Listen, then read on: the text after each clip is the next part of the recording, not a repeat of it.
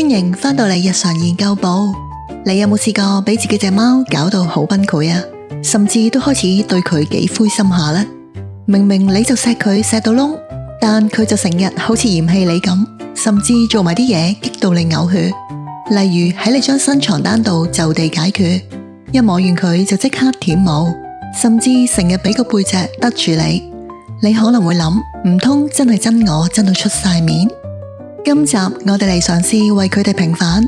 其實貓有好多九唔搭八嘅行為，都可能就係佢哋表現愛你嘅方式，只係我哋真係唔明啫。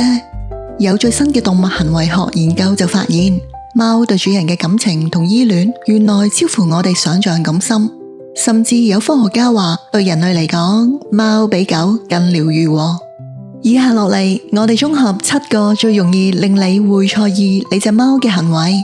睇完之後，唔知你會唔會即刻攬住佢錫返啖呢？我哋呢個頻道主要係探討生活同寵物嘅有趣話題，有你哋嘅支持，我哋只可以持續向前。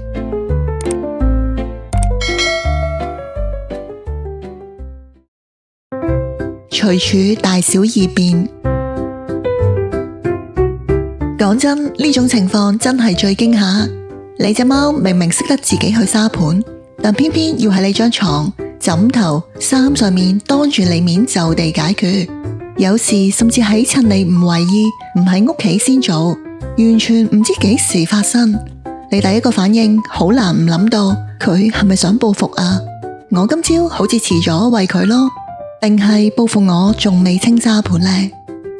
真相係原因其實好複雜，的確有可能因為沙盤太污糟啦，你做咗啲佢唔中意嘅嘢，例如換咗新貓砂，又或者你鬧過佢幾句，佢哋有時真係夠膽就喺你張床度表達我好唔滿意啊。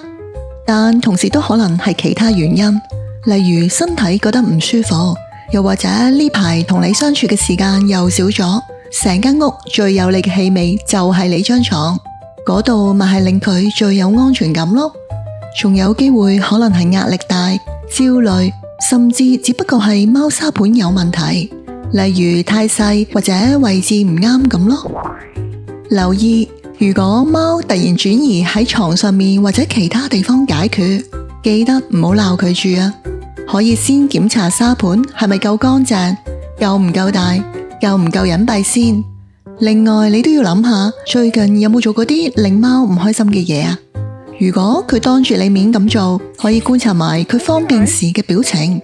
如果佢表現輕鬆，甚至會望住你，咁可能係明確表示，你睇，我當你係自己人啦，咩都俾你睇晒啦。但如果佢表現得好緊張，完事後就急急腳走，咁就可能係表示唔滿意、唔舒服或者有壓力啦。撫摸後舔舐。你有冇試過明明啱啱摸完隻貓，睇佢個樣都唔係點介意啫，但你一停手就見佢即刻舔返同一個位置，有時仲會舔到好出嚟，好似想抹走啲嘢咁。呢個時候你可能會諗，佢係咪嫌我隻手污糟啊？以後係咪要摸少啲先啱呢？真相係，貓唔一定係嫌你污糟嘅。根據貓行為學研究，佢哋好大可能只係想梳理下個身，想將平日你同佢嘅氣味撈埋得勻循啲，等自己聞落感覺好啲咯。另外，如果你啱啱摸完其他動物或者陌生人，唔排除你隻貓可能會想舔走陌生人嘅氣味，因為佢哋對氣味好敏感，而且係非常完美主義。留意，如果貓喺舔毛時睇落幾放鬆，仲會發出咕嚕聲，咁多數都係忙住處理緊你同佢嘅氣味，又或者只係正常美容，冇乜唔滿意嘅。但如果出現好錯愕、嚇親嘅表情，多數都係因為突然俾你打斷咗，一時反應唔切。只要佢之後好快又繼續舔毛，或者好快放鬆翻落嚟，基本上完全唔使擔心啊。破壞家居，冇咩大件事得過，返到屋企發現電視機打爛咗，窗簾又扯爛，甚至連張梳化都俾隻貓搲到甩晒皮。好多人都會諗，佢係咪因為我惹返唔開心啊？定係佢會唔會係有分離焦慮呢？真相係貓喺屋企搞得破壞，唔一定因為分離焦慮。其實好多時因為冇咩玩具，冇地方爬高、磨爪，又或者單純覺得好無聊。始終貓天生係狩獵動物，佢哋有好強嘅探索欲同狩獵本能。如果屋企環境太悶，缺乏刺激，貓就會自己揾嘢嚟玩，結果咪就係你嘅家私遭殃咯。留意，只要屋企有提供足夠嘅玩具，貓爬架、磨爪板，貓搞破壞嘅情況通常會自然減少。有研究仲發現，貓係天生識玩掟波嘅遊戲，即係你掟玩具，佢就會自動執返嚟嗰種，而且唔使特登教㗎。所以如果你隻貓成日刷屋，不如試下加多啲你同佢互動嘅遊戲時間，掟下細玩具，玩下貓棒，盡量消耗佢啲精力，等佢知同你玩先最開心。但如果你見到佢搞破壞嘅時候，個樣好緊張，又大嗌，係咁舔毛，咁就可能真係分離焦慮嘅表現啦。側頭，有冇試過同隻貓講嘢，又或者當叫佢個名嘅時候，佢哋會突然側埋個頭望住你，有時仲會側到好誇張、好搞笑咁。你可能都有諗過，佢究竟係真係唔明我講乜啊，定其實係質疑緊我呢？真相係，貓之所以側頭，大部分時間都係因為好奇，或者想睇清楚你啫。要知道，貓天生個鼻同個口係比較突出，所以佢哋有時會側埋個頭，就係想轉個角度重新對焦，睇真啲你啊。好多研究都講話，當人對貓慢慢眨眼，貓會有好正面嘅反應，甚至會主動行埋去嗰個人度。所以如果你隻貓側住個頭望你，其實可能只係想同你互動溝通多啲，想了解你，完全係一種友好嘅表現啊。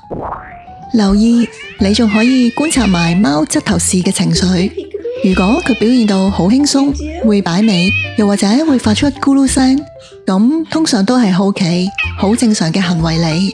但如果佢個樣好緊張，係咁搖頭，又或者好似企唔穩咁你最好帶佢去睇獸醫檢查下啦。露屁股，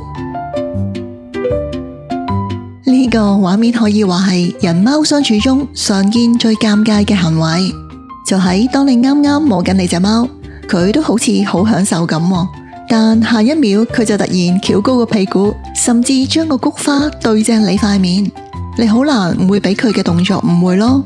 佢唔係想我幫佢啊？唔通真係當埋我係貓？真相係，其實貓會露屁股係一種信任同親密嘅表現。好多動物，包括貓同貓之間，都會互相聞屁股嚟確認身份、分辨氣味。對佢哋嚟講，就好似人類握手、拍膊頭、交換卡片咁，係社交禮儀嚟嘅。所以當貓用個屁股對住你，其實係當你係自己人，代表佢對你有高度信任。喺貓嘅語言入邊，你甚至可能被列入值得交配嘅優先名單啊！雖然佢未必係真係想同你交配，但喺佢心目中，你嘅地位就係咁高咯。留意，長毛貓可能會特別中意將個屁股對住主人，通常係因為佢哋啲毛太長啦，自己好難清潔，所以其實係想主人幫下手咁。當然唔係叫你真係用個口去幫佢，你可以用濕紙巾幫佢輕輕抹一抹，佢就會好感激你噶啦。另外，如果佢露屁股俾你睇，個樣好輕鬆，會咕嚕聲或者會挨下你，咁就當然係相信你嘅正常表現。但如果佢個樣好緊張，係咁周身喐或者突然彈開，咁就可能係唔舒服，例如肛門腺發炎或者有蟲。呢個時候最好就係帶佢去睇獸醫檢查下啦。摸肚皮反咬，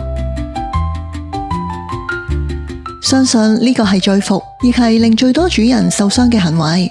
首先又係貓自己瞓低，露出個肚仔，好似想邀請你摸佢咁。但只要當你一伸手摸落去，佢就突然咬你一啖，或者踢你幾腳。呢種反差真係好難唔會聯想到佢係咪想陰我啊？乘機想咬我就真咯。真相係貓一被摸肚就反咬，唔一定係因為坊間講嘅未夠信任，反而其實係因為貓個肚係全身最敏感嘅部位，因為入面有好多重要器官，所以佢哋本能會保護呢個位置。當貓瞓低露出個肚仔，其實係話我信你啊，我喺你面前好放鬆啊，但唔等同呢個行為就代表埋你可以隨便摸我個肚啊。有研究發現，貓最中意人摸佢哋嘅耳仔、臉頰、下巴呢啲位置，通常都好安全，而肚仔同條尾嘅根部就比較敏感，大多數貓都唔中意人摸呢啲位置噶。留意10隻貓，起碼有7、8隻貓摸肚仔時都會表現好緊張，會周身喐或者會咬人踢人。呢個係佢哋嘅自我保護本能。特別係由細到大都冇俾人摸過肚嘅貓，長大後就更加唔會接受呢個動作。所以當貓去還擊，唔好即刻話佢唔信你啊，只係佢想守住自己嘅安全界限。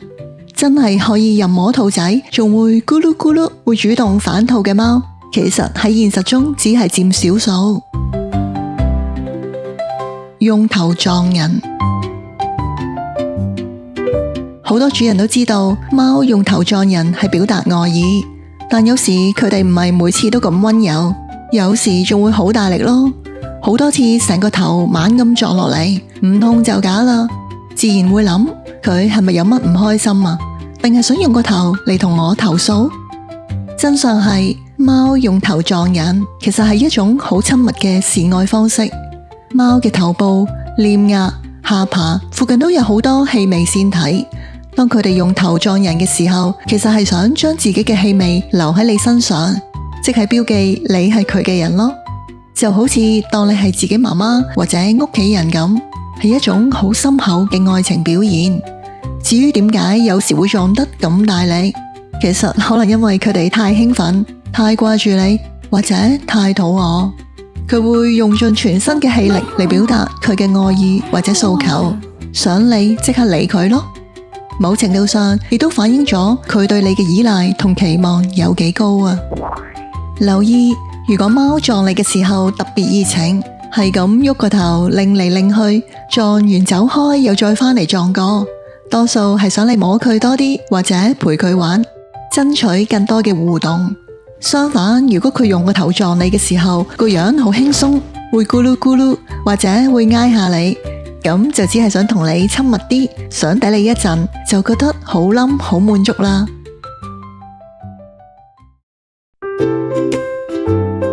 總括嚟講，貓就係有自己一套獨特表達愛嘅方式。好多時，當我哋以為佢哋好嫌棄、唔中意，又或者想報復，但其實背後可能你會睇到佢哋根本係對你好上心，好重視你同佢之間嘅關係咯。佢哋只係希望，即使喺一個對佢嚟講永遠都唔會打開窗嘅屋企，都可以揾到一個有足夠安全感嘅生活方式，用佢嘅一生陪伴住你。歡迎分享交流你嘅諗法同經歷。記得訂閱我哋嘅頻道，按讚同分享，多謝你睇到最後。